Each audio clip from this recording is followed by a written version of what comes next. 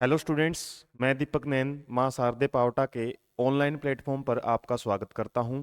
जैसा आप जानते हैं, हम आपके लिए जो एक एमसीक्यू सीरीज लेके आए हुए हैं, जो आपके लिए काफ़ी बेनिफिशियल रहेगी नीट के एग्ज़ाम्स के लिए, सीयूटी और ट्वेल्थ बोर्ड एग्ज़ाम के लिए, चाहे आप सीबीएसई में हो, चाहे आरबीएसई या अदर स्टेट बोर्ड एग्ज़ाम में हो।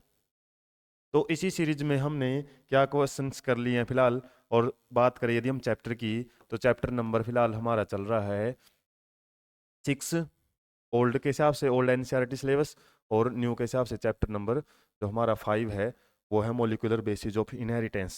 और इसका पार्ट फर्स्ट है वो हमने डिस्कस कर लिया है, जिसके अंदर हमने 15 क्वेश्चंस हैं, 15 एमसीक्यू हैं वो कंप्लीट किए थे, और इसमें साथ में हमने काफ़ी बेसिक्स हैं वो भी डिस्कस किया है। इसलिए यदि आपको जो फर्दर पार्ट्स है, जैसे पार्ट सेकंड है, इसके बाद पार्ट थर्ड है, इनको अच्छे से समझना है तो पहले आप पार्ट फर्स्ट को जरूर देखें। वहीं से आपके काफ़ी जो बेसिक कॉन्सेप्ट हैं वो क्लियर होंगे, और उसके बाद हम आज के जो प्रैक्टिस सेशन के जो भी क्वेश्चन हैं वो इजीली सॉल्व कर पाएंगे। और आज का जो हमारा सेकंड पार्ट रहेगा उसमें हम क्वेश्चन नंबर 16 टू 30 क्वेश्चंस हैं वो सॉल्व करेंगे। और इन क्वेश्चंस को सॉल्व करते हुए आपको एक जस्ट आइडिया मिल जाता है कि क्वेश्चंस आपके किस टॉपिक से ज़्यादा बनते हैं, और किन किन टॉपिक्स को आपको ज़्यादा ध्यान देने की ज़रूरत है, और क्वेश्चन को हम शॉर्ट टाइम में किस तरीके से उसके ऑप्शंस की तरफ अप्रोच कर सकते हैं। तो हम आज का वेरी फर्स्ट क्वेश्चन, या फिर हमारी जो सीरीज, इसका जो पार्ट ऑल ओवर क्वेश्चन की बात करें तो क्वेश्चन नंबर 16 है वो देख लेते हैं। The first genetic material could be, सबसे पहला जेनेटिक मटेरियल क्या माना जाता है। एक टॉपिक दिया हुआ है हमारी बुक के अंदर, आरएनए वर्ल्ड के नाम से। और आरएनए वर्ल्ड क्या है? आरएनए की डोमिनेंस के लिए ये वर्ड यूज किया हुआ है। आरएनए एक डोमिनेट फैक्टर है, हालांकि जो डीएनए है वो आरएनए से ही बना हुआ है। ये हमारा जो जेनेटिक मटेरियल है, ये बोल सकते हैं ओल्ड जेनेटिक मटेरियल है, ये थोड़ा न्यू जेनेटिक मटेरियल है। फिर भी ज़्यादातर ऑर्गेनिजम्स में हम डीएनए देखते हैं, आरएनए क्यों नहीं देखते? क्योंकि आरएनए के हर चीज़ है ना जो, वो स्टेबिलिटी की तरफ बढ़ती है, और उसी को हम इवोल्यूशन बोलते हैं। इवोल्यूशन इवोल्यूशन में क्या होता है, कोई भी जो बेसिक चीज़ है उसके अंदर काफ़ी सारे चेंजेस आते हैं टाइम के अनुसार, और वो एडवांस होती रहती है। जैसे प्रोकैरियोटिक सेल है वो बाद में यूकैरियोटिक हुई। इसी तरीके से जो जेनेटिक मटेरियल है, पहले वो क्या रहता था, आरएनए टाइप में था, और वो अब डीएनए टाइप में हुआ। तो डीएनए और आरएनए में डिफरेंस भी हम बुक में पढ़ते हैं। इसके अलावा डीएनए वर्सेस आरएनए से रिलेटेड भी कॉन्सेप्ट मिलता है कि डीएनए को ही ज़्यादातर organism as a genetic material क्यों यूज करते हैं। तो फर्स्ट तो ये जाहिर सी बात है, आरएनए ही है, आरएनए की डोमिनेंस है। और आज भी प्रोटीन सिंथेसिस में, डोगमा में आरएनए क्रूशल रोल रहता है। आरएनए के बगैर तो डीएनए भी कोई इंपॉर्टेंस नहीं है, क्योंकि डीएनए के पास इंफॉर्मेशन जरूर है, लेकिन वो ऑर्गेनिज्म के अंदर वो इंफॉर्मेशन का क्या होगा, कैसे वो फंक्शन करेंगी, क्या वो प्रोटीन बनाएंगी, सारा खेल किसका रहता है, हमारा आरएनए का होता है। तो जेनेटिक मटेरियल जरूर डीएनए है स्टेबिलिटी की वजह से, लेकिन आरएनए भी इसमें बड़ा इंपॉर्टेंट रोल प्ले करता है।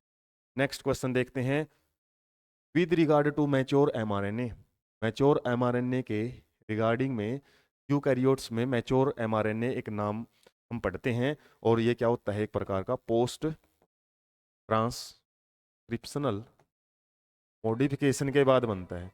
मॉडिफिकेशन मतलब चेंजेस, कुछ चेंजेस हैं वो देखे जाते हैं जो हमारा डीएनए से डीएनए से एमआरएनए जब बनता है तो कुछ चेंजेस आते हैं, और इस प्रोसेस को हम बोलते हैं ट्रांसक्रिप्शन। और इस ट्रांसक्रिप्शन के बाद जो भी चेंजेस आते हैं उनको पोस्ट ट्रांसक्रिप्शनल मॉडिफिकेशन बोलते हैं। और इसके अंदर क्या क्या होता है, एक स्प्लाइसिंग होती है, स्प्लाइसिंग, एक टेलिंग प्रोसेस होती है, टेलिंग, और एक कैपिंग प्रोसेस होती है, कैपिंग।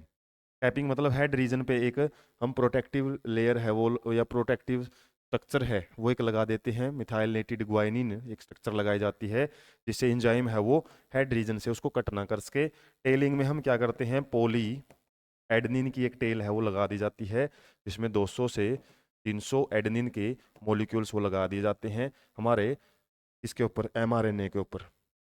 और स्प्लाइसिंग में क्या है, स्प्लाइसिंग से रिलेटेड हालांकि आपका क्वेश्चन है, इसमें क्या है, एक्सॉन्स को तो क्या करते हैं हम, रखा जाता है किसके अंदर, mRNA के अंदर। मतलब इसमें कुछ कट फुट करके चेंज करके इसको सेट किया जाता है। तो mRNA जो नया बना है ना, न्यूली सिंथेसाइज्ड mRNA, इसके अंदर कटिंग की जाती है। जैसे ये ऐसे बनता है, एक स्ट्रैंड ऐसे है, उसके बाद ये है, उसके बाद फिर रेड में है, उसके बाद ब्लू, ब्लू फेज आ जाती है, फिर रेड। इस तरीके से बनता है ये न्यूली सिंथेसाइज्ड। और इसको हम मान सकते हैं ये एक्सोन है, ये इंट्रोन है, ये एक्सोन है, ये इंट्रोन है, ये एक्सोन है। तो क्या किया जाता है, जो इंट्रोन वाले पार्ट्स हैं, जो ये ब्लू कलर वाले पार्ट हैं, इनको रिमूव किया जाता है। और इंट्रोन हालांकि नाम में इंट्रोन है और एक्सोन के नाम में ई एक्स है, तो यही कंफ्यूजन रहता है, ई एक्स मतलब एग्जिट, इनको एग्जिट नहीं किया जाता है। एग्जिट किसको किया जाता है, इंट्रोन्स को। इसमें क्या रहेगा हमारा, exons appears but introns do not appears in mature mRNA.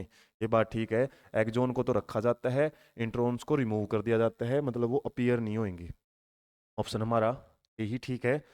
Axon and intron do not appear, ये दोनों अपीयर नहीं है, तो फिर बचा क्या, दोनों ही रहते हैं कब, इमेच्योर में, और मैच्योर में हमारा एक्सोन ही बचता है।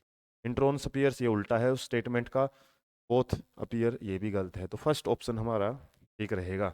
Next question, question number 18, the human chromosome with the highest and least number of genes in them are respectively. Human genome project जब हम पढ़ते हैं HGP, उससे रिलेटेड क्वेश्चन है।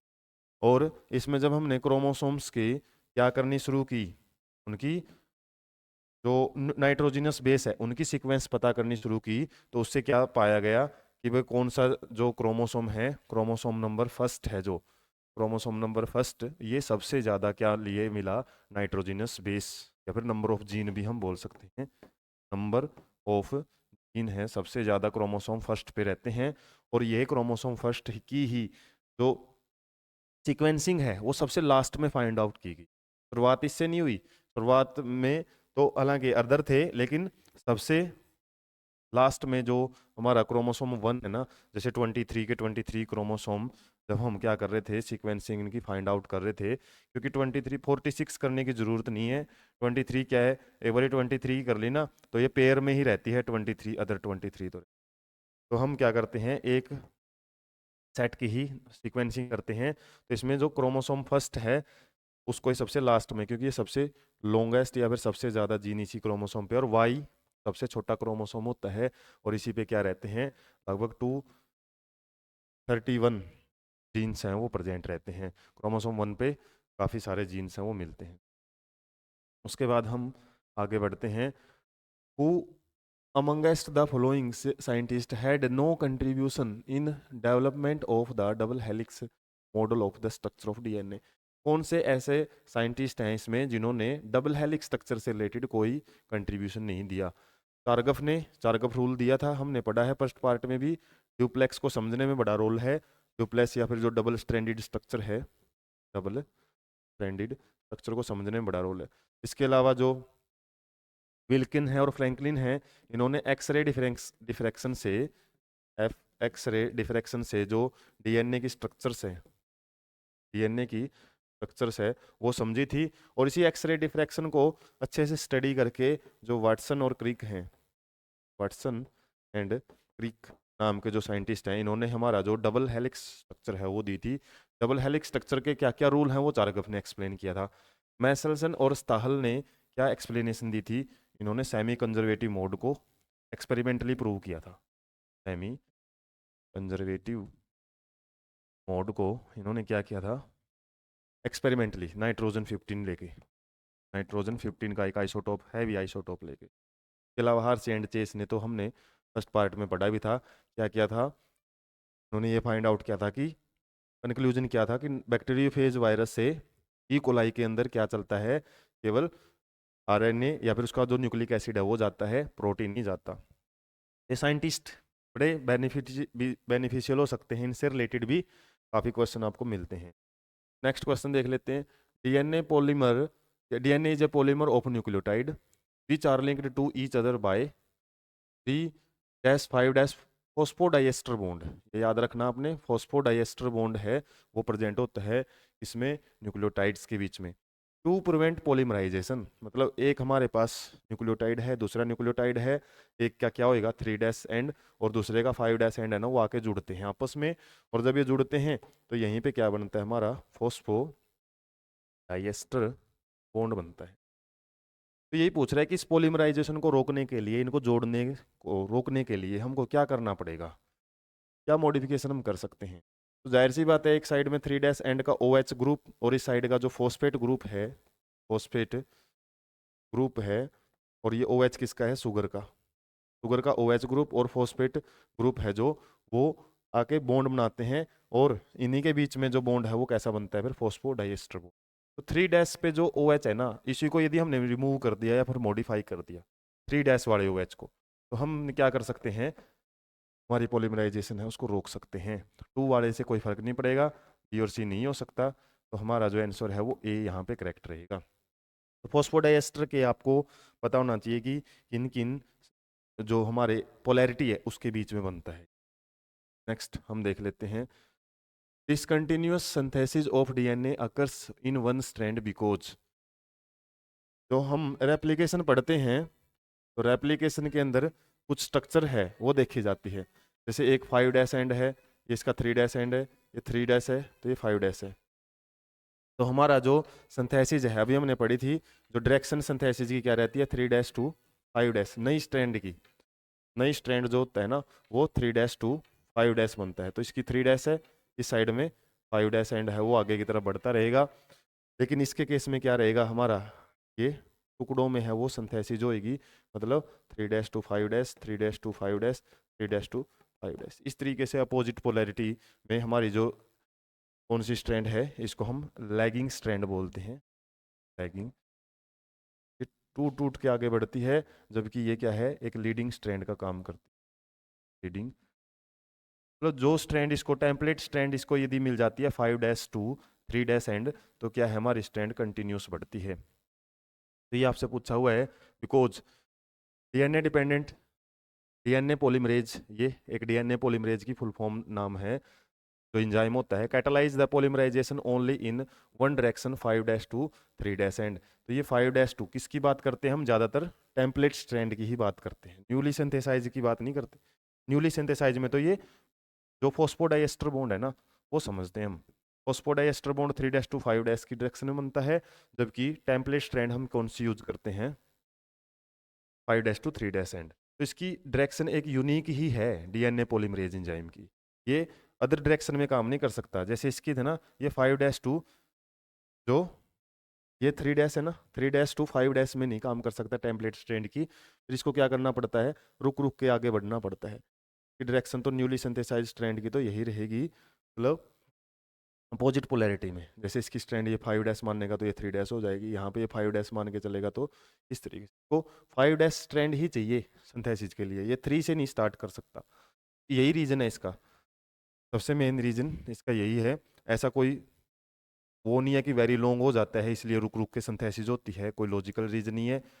मोर एफिशिएंट प्रोसेस, तो मोर एफिशिएंट प्रोसेस है भाई, रुक रुक के होएगी, तो ऐसा भी कोई रीजन नहीं है। DNA ligase have no, have to have a role, तो कोई मतलब समझ नहीं आ रहा। तो यहाँ पे हमारा ए है वो कॉन्सेप्ट ही, या फिर ए ऑप्शन है वो ही ठीक रहेगा। नेक्स्ट क्वेश्चन देख लेते हैं, विच of the following step in transcription is catalysed by RNA polymerase. जब हम ट्रांसक्रिप्शन पढ़ते हैं, ट्रांसक्रिप्शन, तो वहाँ पे शुरुआत होती है जब बैक्टीरिया के केस में हम पढ़ते हैं, बैक्टीरिया के केस में एक सिग्मा फैक्टर होता है, एक रो फैक्टर होता है। तो सिग्मा फैक्टर क्या करता है, हमारे आरएनए पॉलीमरेज एंजाइम को बाइंड करवाता है, किसके साथ, टेम्पलेट स्ट्रैंड के साथ या स्ट्रक्चरल जीन के साथ।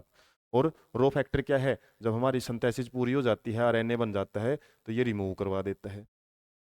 और बीच में आरएनए पॉलीमरेज एंजाइम ही क्या करते हैं, चाहे वो बैक्टीरिया हो चाहे वो यूकैरियोट्स हो। यूकैरियोट में हालांकि सिग्मा और रो फैक्टर नहीं होते, वहाँ पे अलग से इनिशिएशन और टर्मिनेशन फैक्टर प्रेजेंट होते हैं। टर्मिनेशन फैक्टर, सिग्मा और रो फैक्टर हम बैक्टीरिया के केस में पढ़ते हैं जब हम ट्रांसक्रिप्शन स्टडी करते हैं। तो आरएनए पॉलीमरेज चाहे कोई भी हो भाई, चाहे आपका बैक्टीरिया हो चाहे यूकैरियोट्स हो, उसके अंदर इलोंगेशन का स्टेप करता है। इलोंगेशन मतलब दो 3 प्रोसेसेस होती हैं, एक होता है इनिशिएशन, एक होता है इलोंगेशन, और एक होता है टर्मिनेशन। तो इलोंगेशन का स्टेप का काम आरएनए पॉलीमरेज का ही होता है, तो इलोंगेशन रहेगा। जबकि इनिशिएशन और टर्मिनेशन यदि आपको बैक्टीरिया के केस में पूछे जाए ना, तो वहाँ पे ज़्यादा नाम आते हैं। तो हमारा सिग्मा फैक्टर है, सिग्मा फैक्टर वो किस में रोल प्ले करता है, इनिशिएशन में, और रो फैक्टर है वो किस में रोल प्ले करता है, टर्मिनेशन में हमारे। इसके अलावा यूकैरियोट्स में मैंने बताया है कुछ फैक्टर्स हैं जो हायर क्लासेस में आप पढ़ते हो, टर्मिनेशन और इनिशिएशन फैक्टर। नेक्स्ट क्वेश्चन देख लेते हैं।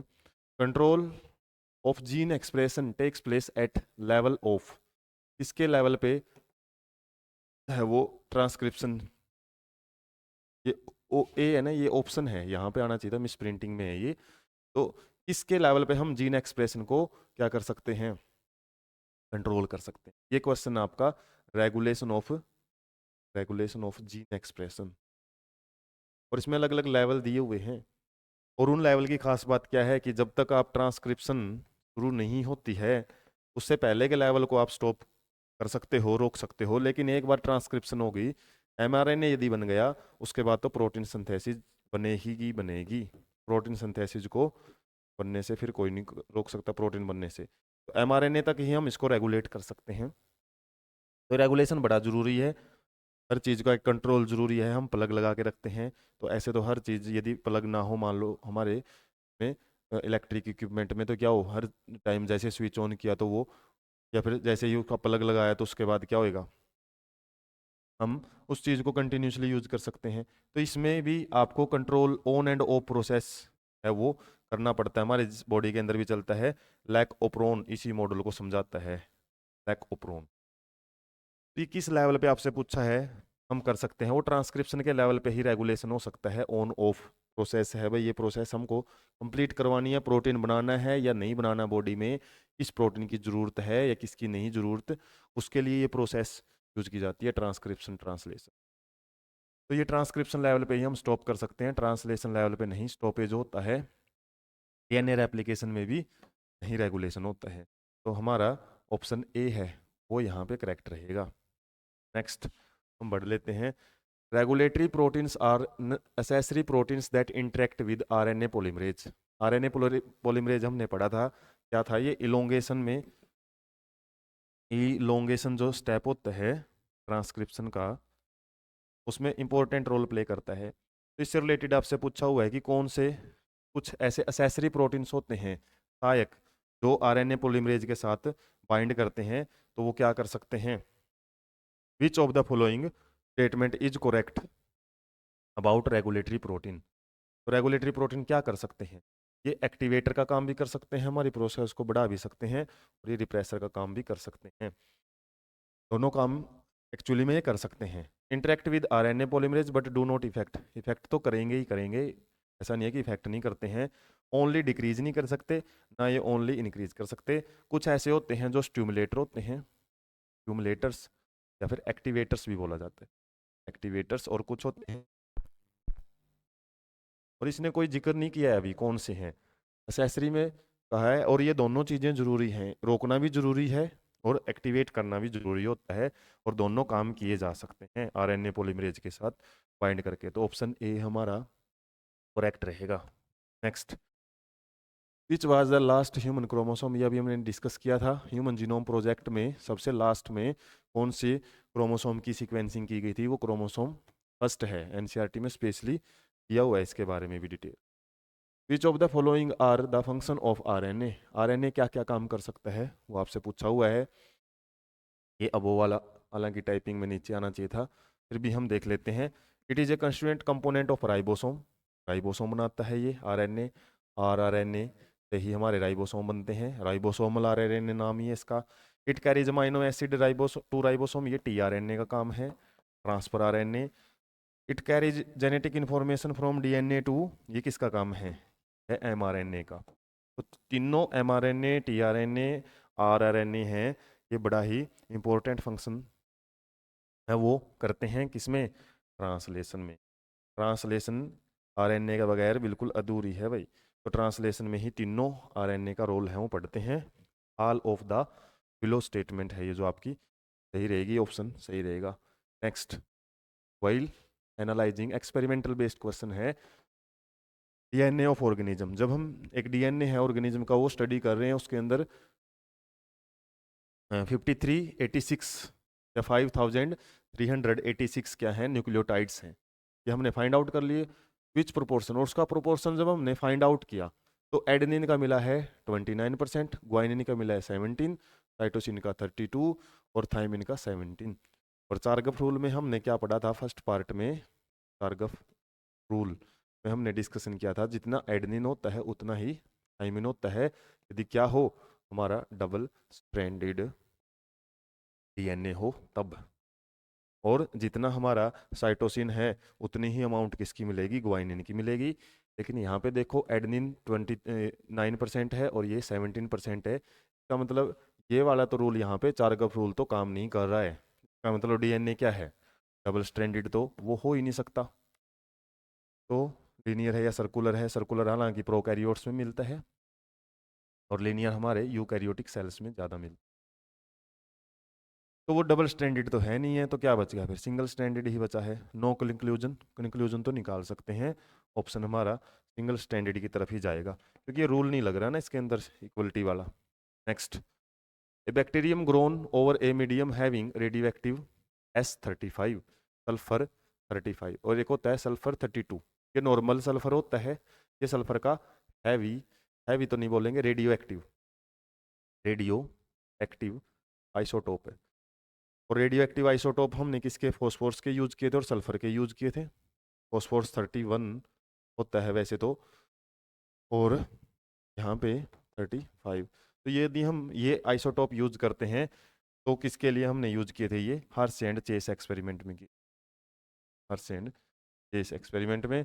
और उसमें यही फाइंड आउट किया था कि जो फॉस्फोरस है वो फॉस्फेट ग्रुप का हिस्सा होता है, फॉस्फेट ग्रुप। और फॉस्फेट ग्रुप किस में मिलता है, डीएनए के अंदर, जबकि सल्फर है वो प्रोटीन के अंदर पाया जाता है। इसमें आपसे ये पूछा हुआ है कि ये सल्फर किसके अंदर इनकॉर्पोरेट का मतलब शामिल हो जाता है, वो हमारा प्रोटीन्स में होता है। डीएनए में तो कौन मिलेगा, डीएनए में हमारा फॉस्फोरस हो सकता था, हिम फॉस्फोरस का क्वेश्चन यहाँ पे मिलता है।